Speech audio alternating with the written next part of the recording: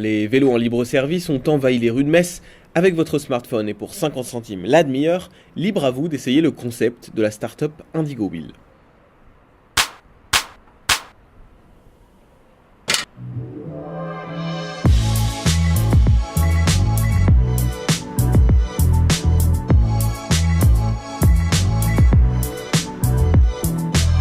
Indigo Wheel s'est installé au TCRM Blida.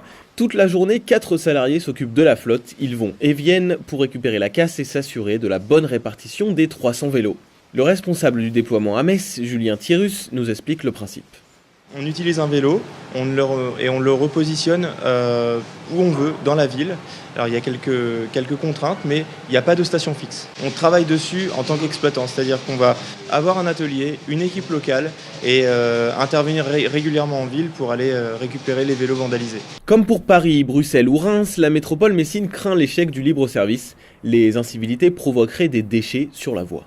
Il y a pas mal d'articles, et d'ailleurs des articles plutôt inquiétants sur le développement du vélo sans station, qui posent pas mal de questions par rapport aux déchets sur l'espace public, puisque certaines sociétés mettent beaucoup de vélos et n'en assurent pas la maintenance. Donc on a assez confiance, nous, en Indigo Wheel. Je pense qu'on n'aurait peut-être pas réservé le même accueil à une autre société.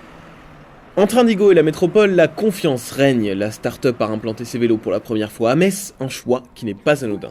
L'objectif, c'était vraiment de commencer avec une ville à taille humaine, notamment Metz, puis Tours, et puis de savoir peut-être se préparer pour les grandes villes par l'avenir, et surtout travailler en amont sur toute l'organisation, parce qu'on démarre de zéro, créer un atelier, créer une équipe, mettre en place toute l'organisation de gestion du vandalisme, récupérer les vélos dans la ville. On a démarré en décembre.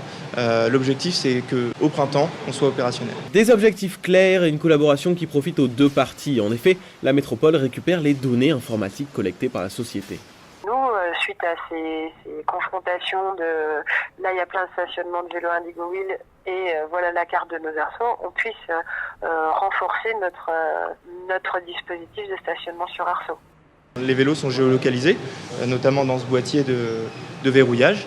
Et ça nous permet effectivement de voir un peu au niveau des statistiques quels sont les itinéraires les plus empruntés et puis de pouvoir le transmettre à la ville qui, eux, vont s'en servir pour mettre en place des infrastructures. Indigo Wheel travaille aussi sur des vélos, scooters et même des voitures électriques. Alors, quel avenir pour la mobilité à Metz ?